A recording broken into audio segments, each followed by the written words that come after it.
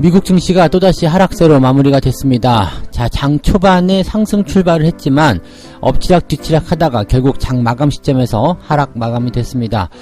자, 이로 인해서 나스닥 같은 경우는 지난해 고점 대비 마이너스 10% 이상 하락하면서 조정장으로 진입하는 모습이 나타났고요.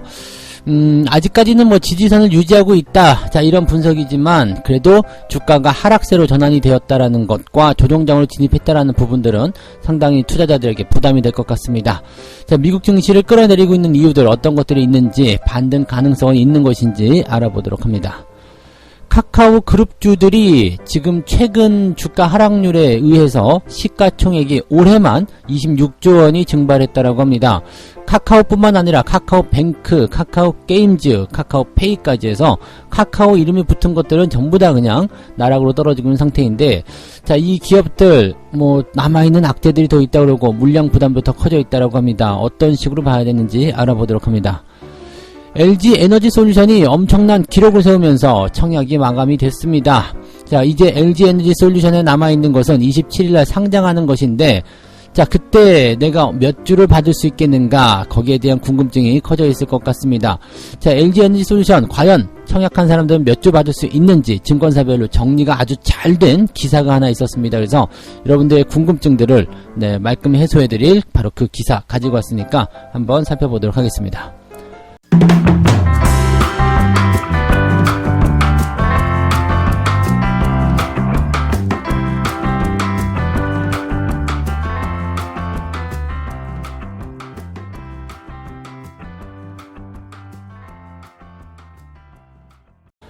네, 반갑습니다. 오늘은 1월 20일 목요일입니다. 자, 오늘이 대한입니다. 엄청나게 추운 날이라고 이제 절기상 얘기를 하고 있죠. 자, 큰 추위가 온다는 대한인데, 자, 시장도 굉장히 춥습니다. 근데 뭐 대한이 지나고 나면 이제 점점 추위는 꺾인다라고 생각하시면 되는 거죠. 그래서 이제부터는 조금은 그래도 나아지는 그런 날씨가 오지 않을까. 뭐 파주는 지금 엄청나게 춥거든요. 그래서 그런 부분을 또 증시에 또 살짝 적용을 좀 해본다라면 증시도 굉장히 추운 기간을 지나가고 있다. 또 절기상으로 지금 굉장히 나쁜 그런 정말 뭐라 그럴까요? 아주 뭐 어두운 터널을 지나는 그런 느낌이라고 좀 생각하실 수 있겠는데요. 자, 과연 언제쯤부터 좋아질 것인지, 또 이런 장세는 계속될 것인지 또 아닌지 그런 부분에 대해서 좀 알아보도록 해야 되겠죠.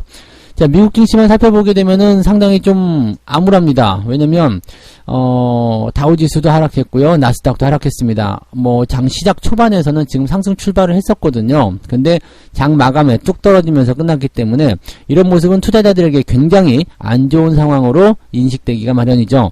자, 유럽 증시는 좀 상승세를 보이면서 마감이 좀 됐습니다. 그래서 뭐 좀 괜찮을 것 같은데 라는 생각을 했고요. 뭐 미국 시장도 출발할 때 일단 플러스 출발하게 되면서 괜찮았었던 부분이 있었습니다. 전체적으로 뭐 기업 실적, 은행주들의 실적이 또 좋게 나왔었죠. 그래서 그런 부분들이 받침을 좀 해줬었는데, 결과적으로 이제 계속적으로 있었던 악재들이 주가를 끌어내리는 모습이 나타났고요. 장 마감 시점에서는 더 많이 하락하는 모습으로 갔습니다. 재료가 없는 상황이기 때문에 더욱더 이렇게 하락이 되는 부분에 대해서 기존에 있었던 악재들이 더 등치를 키우는 그런 모습이 아닌가라고 생각이 좀 드는데, 일단 나스닥이 지금 올해 들어서만 지난해 고점 대비 마이너스 10% 하락세를 보여줬기 때문에 지금 이제 조정장이 들어갔다. 보통 이제 고점 대비 10% 이상 하락하면 조정장이다라는 이야기를 하는 거거든요. 그러니까 우리나라 국내 증시도 지금 지난 7월인가요? 그때 고점을 찍은 그 상황 대비해서 지금 한 15% 정도 주가가 떨어진 상태라서 조정장이 지속되고 있다, 이렇게 판단하시면 되는 거거든요. 그러니까 어쨌건 증시의 낙폭이 굉장히 커져 있는 상태이기 때문에 조정장에 진입했다라는 부분이고요. 근데 지난번에도 이런 비슷한 일이 한번 있었죠. 이 정도에서 조정장에 들어갔다라고 했는데 그리고 나서 한 하루 이틀 있다가 바로 반등 나가면서 주가가 또 신고가 흐름으로 진행이 되는 모습이 좀 나타나기도 했었거든요. 그래서 뭐 조정장에 진입했다 아니다 뭐 이런 것들은 큰 의미는 없는 것 같고요. 대신에 다우지수나 나스닥이 어느 정도까지 진행이 될 것인가 그 부분인데 뭐 차트상으로 봐서는 일단 지지라인 때는 아직은 이탈하지 않았습니다. 나스닥이 14,000포인트 정도가 지지선을 유지하고 있는 상태고요. 다우지수는 35,000, 34,000 그 정도 유지되고 있는데 다우지수는 그래도 좀 많이 내려오는 것 같아요. 많이 내려와서 35,000포인트 그러니까 뭐 추가적인 하락이 나타나게 된다면 약간 변수가 더 커질 수 있다라고 보셔지는 부분이겠죠. 자, 그러면 이제 이 미국 시장 자체가 이렇게 계속해서 하락하고 있는 구간은 뭐냐, 재료가 뭐냐, 그리고 이 재료에 대한 그런 반응 이런 것들이 나타나야 될 거 아니에요. 그래서 이 재료에 대한 부분들을 어떻게 해소할 수 있는 가능성은 좀 있는 것인가, 여기에 대한 부분들을 좀 알아보도록 하죠. 일단 뭐 재료는 여러분들 뭐 다 알고 계시듯이 국채 금리, 그 다음에 기업들의 실적, 그 다음에 유가 뭐 이런 정도라고 보시면 될 것 같은데, 지금 10년 만기 미국 국채 금리가 장중에 1.9%를 찍었습니다. 그래서 야 1.9라니요? 라는 생각이 좀 빡 들 수 있는 정도인데 단기간에 너무 빠르게 올라간다라는 인식이 좀 있죠. 그래서 굉장히 좀 이거는 좀 부담스럽다라고 생각해 볼 수 있는 부분입니다. 그래서 투자자들이 연준의 공격적인 기축을 준비하고 있는 와중에 채권 금리 상승이 시장을 괴롭히고 있다, 이렇게 되고 있습니다. 이게 너무 빠르게 반영이 되었기 때문에 투자자들 입장에서는 굉장히 좀 쫄린다라는 생각을 좀 해볼 수밖에 없을 것 같습니다. 근데 1.9를 찍었지만 결국에는 이제 다시 떨어지면서 1.8%대로 마무리가 좀 됐죠. 1.8%대도 굉장히 높은 수치이기 때문에 이게 뭐 안심할 만한 수치는 아닙니다. 그래서 다음 주에 있을 FOMC에서 어떤 결과가 나오는지 거기에 이제 주목이 되는 부분이라, 지금 국채 금리가 단기간에 떨어질 것 같진 않아요. 지금 올해 4차례의 금리 인상을 하느냐 마느냐 거기에 따라서 달라질 것 같긴 한데, 일단은 시장에 충분히 반영이 되었다라는 이야기도 좀 있죠. 뭐 4차례 금리 인상한다, 그래서 국채 금리 이렇게 올랐다라는 부분인데, FOMC에서 4차례 금리 인상하겠습니다 라는 식의 뉘앙스를 풍겼다, 그러면은 뭐 지금처럼 그냥 되는 거고요. 만약에 3차례로 한다 라고 한다라면 오히려 국채금리도 떨어질 수 있는 가능성이 있겠죠. 그러니까 FOMC에 대한 결과를 좀 주목해보는 부분이고, 지금 현재로서는 믿져야 본 점, 더 이상 나빠질 거 없다, 뭐 이런 식이라고 보시면 되겠습니다. 국채금리가 계속 올라가는 것을 또 가만 보고 있지는 않을 것 같아요. 그래서 그 내용들도 한번 좀 살펴보실 필요가 있을 것 같고요. 자, 어쨌든 국채금리가 다시 1.9%대, 1.8%대 유지하고 있다는 것이 계속적인 부담이 좀 된다라고 보시면 되겠고요. 장 초반에 기업의 주가를 끌어올린 중요한 이유는 주요 기업의 실적이 좋았기 때문이다. 모건 스탠리가 지금 4분기 이익 예상치를 상회했다라는 얘기가 좀 있었죠. 그러면서 이제 주가가 좀 올라서 마무리가 좀 됐습니다. 그 다음에 뭐 그 외에도 여러 기업들, P&G 같은 기업, 프록터 앤 갬블이라는 이 기업이 시장 전망치, 즉 어닝 서프라이즈를 만들어냈고요. 그래서 지금 현재 분기 실적을 공개한 S&P 500 기업 중 44곳, 즉 44곳 중에서 73%가 어닝 서프라이즈를 보여줬다. 이렇게 보면 기업 실적 나쁘지 않거든요. 그냥 기업의 실적이라든지 경기가 좋아지고 있는 상황만 놓고 본다면 증시가 내려가야 될 이유가 없는 상황이라고 좀 보셔야 될 것 같은데, 지금은 그 외적인 악재들이 많이 있죠. 금리가 갑자기 올라갈 수 있는 부분들, 또 금리가 올라가는 걸 예상을 했지만 국채금리가 또 생각보다 너무 단기간에 빠르게 뛰어오른다는 거, 이런 것들이 좀 계속적으로 부담이 좀 되는 것 같은데, 이것을 계속 부담으로 생각해야 되는 것인지 그 여부는 일단 좀 지켜봐야 될 것 같습니다. 일단 어쨌든 주식 같은 경우는 뭐 기업의 가치, 기업의 주가는 이런 실적이라든지 경제 성장에 무조건 비례할 수밖에 없기 때문에 계속적으로 기업들의 실적이 좋아지고 경기 전망이 좋아진다라면 주가가 내려가야 될 이유가 없다, 이렇게 보시는 것도 맞겠죠. 네. 자, 국제 유가가 또 상승세를 보였습니다. 이거 뭐 유가가 올라가면 인플레이션에 대한 압박이 더 커질 수밖에 없기 때문에 여기에 대한 부담감이 좀 있는데, 이게 인플레이션을 둘째치고 악재성 재료가 있단 말이에요. 지금 러시아의 우크라이나 침공 우려감, 우크라이나 쪽에 대사관을 비우기 시작했다, 그런 뉴스가 얼마 전에 있었죠. 그래서 이 침공 우려감이 있는 거기다가 터키 남동부 송유관 폭발 사고 뭐 이런 거 있어요. 그래서 뭐 지금 뭐 그 아랍에미리트였던가요? 뭐 그쪽은 또 이제 전쟁 비슷하게 뭐 테러가 좀 일어났다, 뭐 그래서 또 막 피곤한 상황. 그러니까 지금 원유 생산에 계속적으로 차질을 빚을 수 있다는 분석이고요. 또 수요가 계속적으로 늘어나고 있는 상태인데 원유가 생산에 차질을 빚게 된다면 가격이 올라갈 수밖에 없겠죠. 그러니까 국제 유가가 이렇게 상승을 하게 된다면 뭐 아무래도 뭐 이런 원자재를 사용해 가지고 대응하는 쪽에서는 부담이 될 수밖에 없는 내용이 좀 되는 거고요. 그 다음에 또 또 다른 부분에서 본다면 인플레이션에 대해서 영향을 또 계속 미칠 수 있다는 거, 그 부분이 되겠죠. 이게 수요가 증가해서 경기가 좋아져서 유가가 활발한 소비를 통한 상승을 만들어지게 된다는 건 괜찮지만, 요거는 지금 악재를 통한 공급 부족 현상이잖아요. 그러니까 이렇게 되면은 시장에 부담감을 줄 수밖에 없다. 또 자칫 잘못하면은 공급이 부족하게 돼서 잘 돌아가려고 했었던 그런 시장 경제에 또 나쁜 영향을 미칠 수도 있다. 이렇게 판단이 좀 되는 거죠. 지금은 악재가 조금 더 많이 잡히는 형태인데, 그 과정 속에서도 기업의 본질들은 계속적으로 좋아지고 있다. 기업의 실적이 좋아지고 있다는 것은 기업의 체력이 좋아지고 있다는 얘기죠. 뭐 대내외적으로 계속 악재 상황입니다. 그렇지만 그래도 우리가 주가를 평가하는 가장 중요한 잣대인, 그래서 기업이 돈을 잘 벌고 있니? 거기에 대해서는 예스라는 대답이 나오고 있다는 얘기죠. 그래서 지지선만 좀 잘 지켜주거나 투자자의 심리가 조금 안정되거나 이런 악재성 재료들에 대한 부분들이 좀 해소가 된다라면 좋아질 것 같습니다. 이게 이제 FOMC를 지나가면서 시장에 완전히 반영이 끝나야지만이 가능하지 않을까 싶기도 합니다.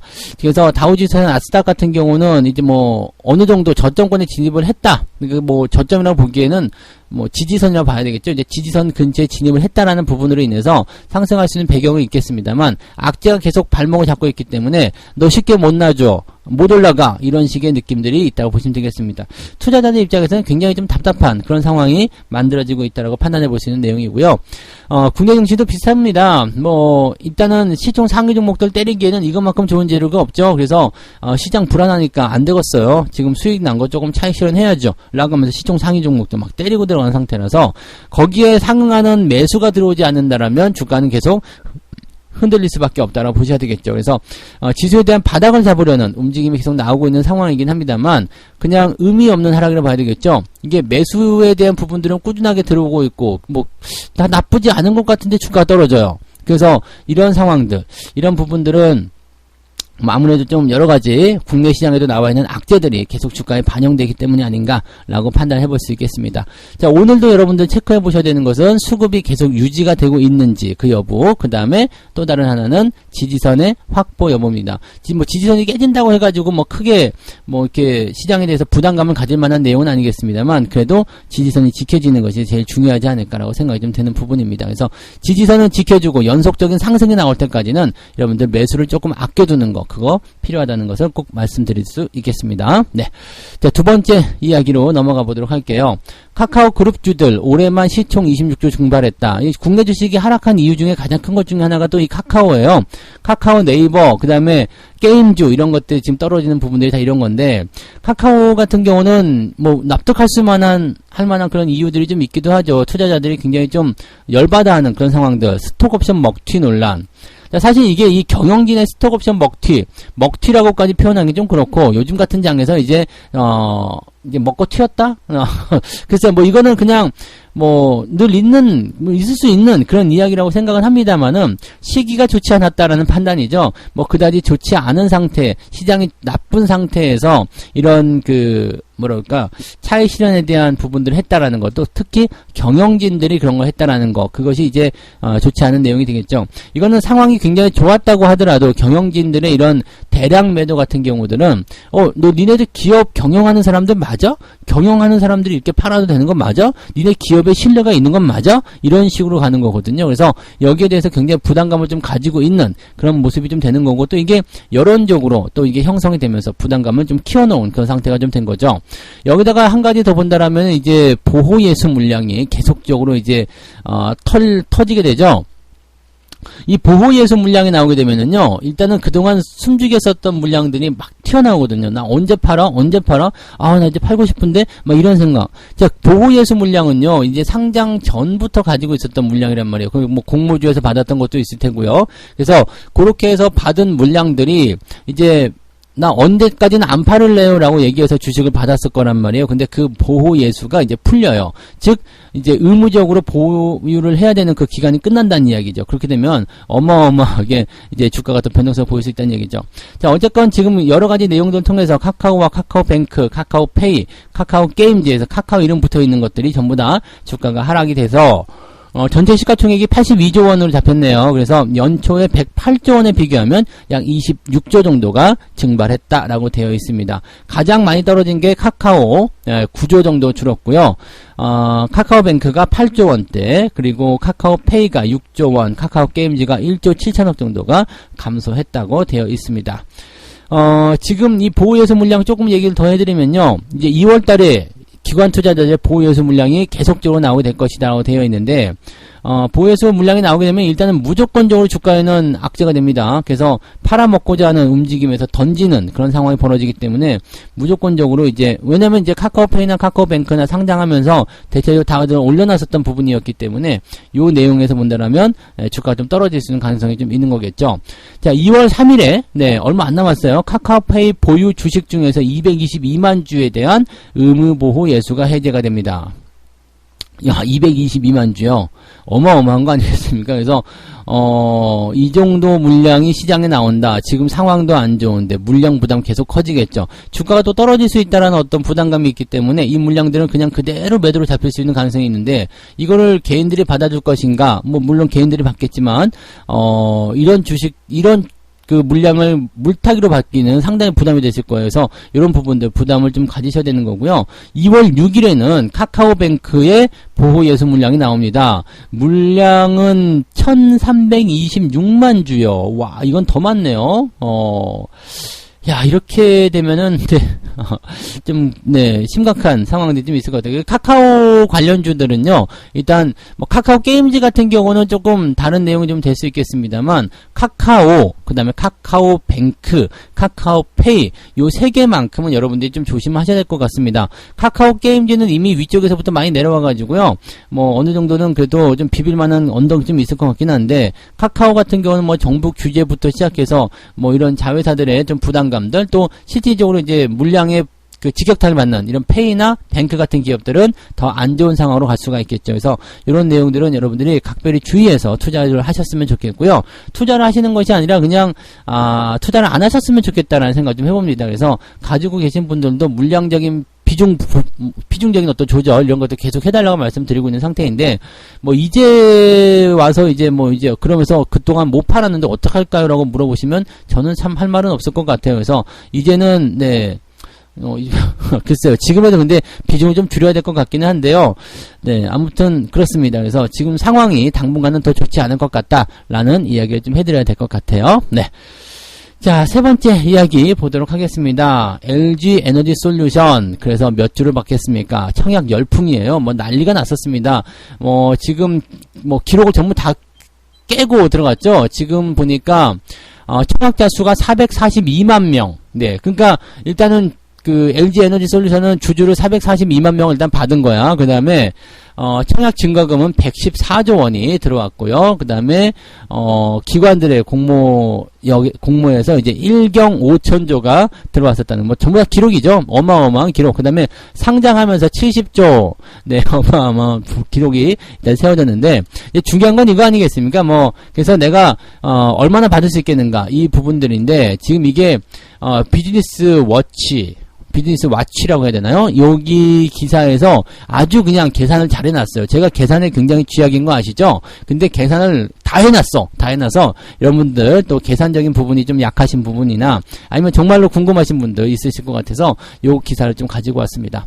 자, LG 에너지 솔루션에 대한 일단 균등 배정이 있고 비례 배정이 있단 말이에요. 그래서 이 균등 배정과 비례 배정의 물량이 절반씩 딱 나눠져 있거든요. 그러니까 요런 부분 때문에 이제 한 주라도 받을 수 있을 것이다 라는 생각하시는 분도 있고, 아니다 그렇게 생각하시는 분도 있을 것 같은데, 일단은 전체적인 성적표를 보니까 청약자 수들이 증권사별로 다르게 몰리잖아요. 그래서 KB증권 같은 경우는 균등 배정이 251만 주 정도인데 청약자 수가 213만 명 정도가 몰렸답니다.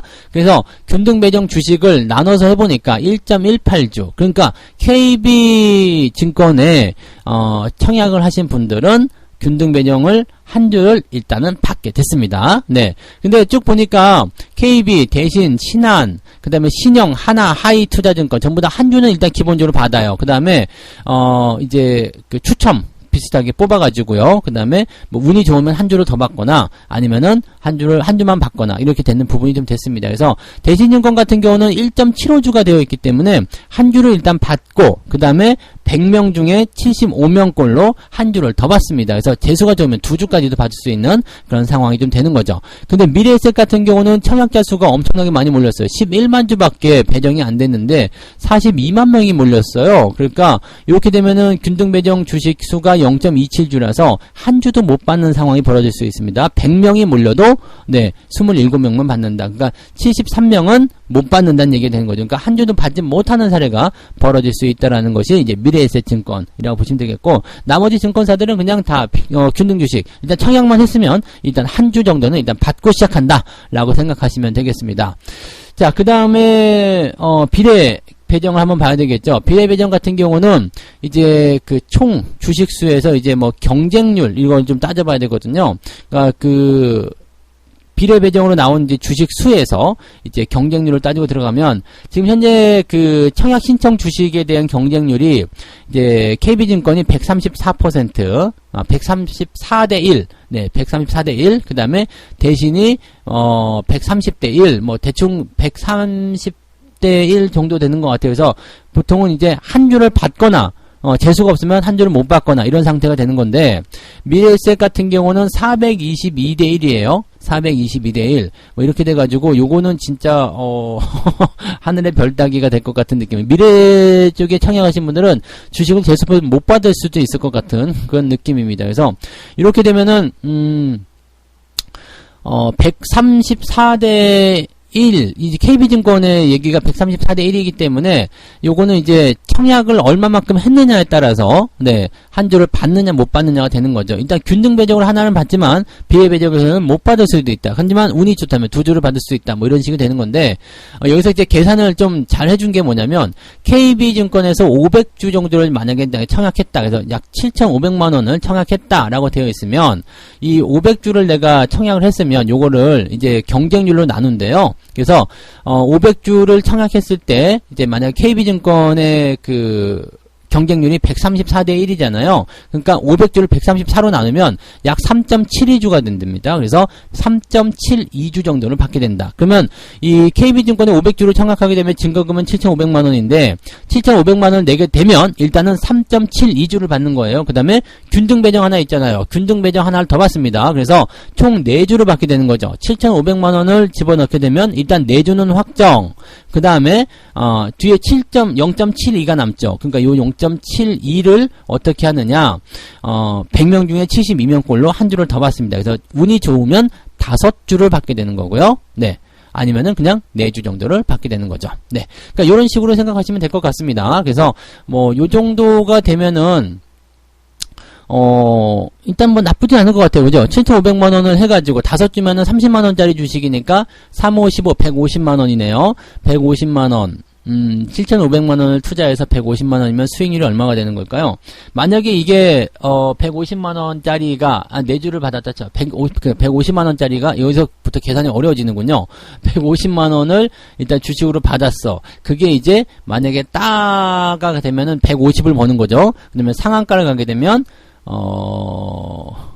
얼마가 되는 거예요? 339 90만원. 한 200만원 정도 버는 건가요? 어떻게 되는 건가요? 네. 200만원 번다 칩시다. 그죠? 네. 7,500만원을 투자를 해서 200만원을 벌 수 있다. 나쁘진 않은 것 같습니다. 그죠? 그 정도라면은 그래도, 해볼만 하지 않았을까 생각되는데, 이거는 운이 좋았을 때 이야기고요. 네. 그 다음에, 미래에셋에 청약을 하셨다라면, 한 주도 받지 못하는 상황, 뭐 1억을 넣어도 한 주도 못 받는 경우가 생길 수도 있다라는 거. 그러니까, 만약에 내가 지금 이 정도 집어넣었는데, 비례에도 떨어지고, 균등에서 떨어진다. 이렇게 된다라면은 한 주도 받을 수가 없는 상황이 벌어지는 거죠. 근데 미래에셋을 제외한 나머지에서는요, 일단은 기본적으로 3주? 네, 3주 정도씩은 기본적으로 받아가실 수 있을 것 같아요. 그래서 한 100만 원어치 정도씩은 여러분들이 주식을 받을 수 있을 것 같다라고 판단이 좀 되네요. 그래서 그 내용들로 참고해 보시면 될 것 같습니다.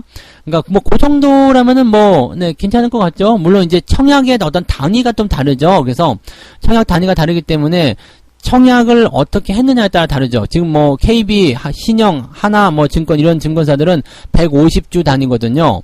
150주 단위로 이제 최소 청약 단위를 정해놨기 때문에 150주 단위로 일단 청약을 했다라는 것은 어떻게 돼요? 150주면은 나누기 130, 140 그렇게 되면은 한 주 정도 일단 받겠네요. 그러니까 균등 하나, 그 다음에 비례 하나 이렇게 해서 한 뭐 2주. 적으면 2주, 많으면 3주, 더 많으면 4주까지도 받을 수 있는 상황이 좀 될 수도 있을 것 같습니다. 그 돈을 얼마만큼 많이 집어넣느냐에 따라 다를 수 있겠습니다만, 근데 돈이 많이 집어넣게 되면 많이 집어넣게 된 대로, 네, 충분히 또, 네, 그런 부분들에서 리스크는 좀 생기게 되겠죠. 자, 그 다음에 추가, 이런 청약 증거금에 대한 부분들은 이제 21일 날 환불이 되니까요, 수수료를 조금 띄고 환불을 해줍니다. 그래서 이거 뭐 큰 문제는 없을 것 같아요. 자, 그러면 요 상황을 우리가 잘 살펴보게 되면, LG 에너지 솔루션이 이제 상장하고 나서 올라가기만 하면 되는데 생각보다 주식수를 많이 받네요. 그렇다면 네, 사람들이 또 팔아먹고자 하는 부분들도 많이 있을 것 같은데 여러분들이 원하시는 따상은 쉽지가 않을 것 같습니다. 그래서 따상까지는 아니더라도 그래도 뭐 한 30, 따만 나와도 일단은 많이 벌게 되지 않을까 싶습니다. 그래서 한 돈 100만 원 정도씩은 조금 벌어가실 수 있는 그런 상황이 좀 됐으면 하는 바람이 좀 있습니다. 그래서 제가 직접 계산했으면 상당히 오랜 시간 걸렸을 것 같은데 정말 좋은 기사, 네, 이 기사 쓴 분은 아마 복 받으셔야 돼요. 그래서 비즈니스워치에서 나온 이 기사를 통해서 LG 에너지 솔루션 몇 주로 받을 수 있는지 그 부분에 대해서 알려드렸고요. 자, 상장하는 날은 이제 다음 주 27일인데 그때 이제 상황을 어떻게 대응을 해야 되는지 거기에 대해서 그 당시 되면 다시 이야기를 또 해드리도록 하겠습니다. 자, 이렇게 해서 오늘 총 3가지 이야기 전달을 해드렸는데요. 나스닥이 하락세를 보이면서 조정장으로 진입했다라는 거, 약간 시장에는 부담감이 될 수 있는 내용이다라고 보여지고요. 일단은 뭐 기본이 되는 그런 재료는 호재, 즉 기업의 실적이 증가하는 모습들은 긍정적이긴 한데 전체적으로 봤을 때는 시장을 압박하고 있는 상황이 굉장히 크다라는 것을 참고하셔야 될 필요가 있겠고요. 자, 그다음에 카카오 그룹주 같은 경우가 지금 계속되는 악재, 그 다음에 물량에 대한 부담 이렇게 되어 있습니다. 카카오 게임즈를 제외하고는 지금 카카오페이, 카카오뱅크 전부 다 네, 여러분들 조심하셔야 될 것 같아요. 그래서 다음 달부터 나오는 이런 그 보호요소 물량들 여기에 대한 부분들이 미리 또 반영되는 경우도 있고요. 실제로 또 미리 반영됐다 하더라도 물량이 또 나오게 되면 주가가 못 올라가거든요. 그래서 이런 부분들에 대한 주의가 반드시 필요하다는 거 참고하시고요. LG 에너지 솔루션에 대한 부분들은 몇 주를 받을 수 있겠는가라는 질문들, 궁금증 굉장히 많으셨을 텐데 정말 친절한 기자분이 좋은 기사를 해주셔서 저 대신 계산을 해주셔가지고 너무너무 행복합니다. 그래서 이 부분을 여러분들에게 알려드렸어요. 그러니까 미래에셋을 제외하고 다른 증권사들은 대체적으로 아무리 못 받아도 2주, 그 다음에 기본적으로 3주에서 4주 정도씩은 아마 받아가실 것 같다라는 이야기를 해드렸습니다. 그 부분 참고하시면 되겠네요. 네. 자, 오늘 책 한 꼭지 읽고 마무리하도록 하겠습니다. 약세장이건 강세장이건 그렇게 쉽게 막을 내리지는 않는다. 대개는 2~3차례의 되돌림 과정을 거치면서 마지막 남은 최후까지 투기꾼들을 완전히 현혹하고 완전히 흔들어 놓게 된다. 최후의 1인까지 전부 다 쪽쪽 빨아먹고 네, 그 다음에 주가를 변동시키게 된다 이 얘기죠. 그래서 지금 이제 조정장이라고 볼 수 있는 부분인데 이거 언제 돌아가요? 네, 여러분들 희망이 완전히 사라질 것 같을 때, 그럴 때 주가가 돌아갈 것 같아요. 그러니까 여러분들 지금 그 시기, 근데 여기에서 뭐 더 많이 빠진다 이런 느낌이 아니라요. 계속 들었다 놨다 하면서 네, 아주 그냥 사람들 피를 말리게 되고, 그 다음에 에이씨 몰라 안 해 이렇게 나올 때 주가가 반등한다 이런 얘기가 되는 겁니다. 그래서 그 부분들을 참고하셔서 대응하셨으면 좋겠습니다. 자, 오늘도 여러분들 성공투자 꼭 이어나셔가시기 바라고요. 일단 수급 동향만 보면 우리나라 증시도 그렇게 나쁠 것 같지는 않아요. 근데 이렇게 계속 떨어지는 거, 위쪽에 나오는 시가총액의 상위권에 있는 종목들의 물량이 계속적으로 부담을 주고 있기 때문에 그 부분이 일단은 좀 답답하다라고만 좀 생각해 주시면 좋을 것 같습니다. 자, 오늘 여러분들 모두 성공 투자하시고요. 저는 장중 시황에서 다시 돌아오도록 하겠습니다. 고맙습니다.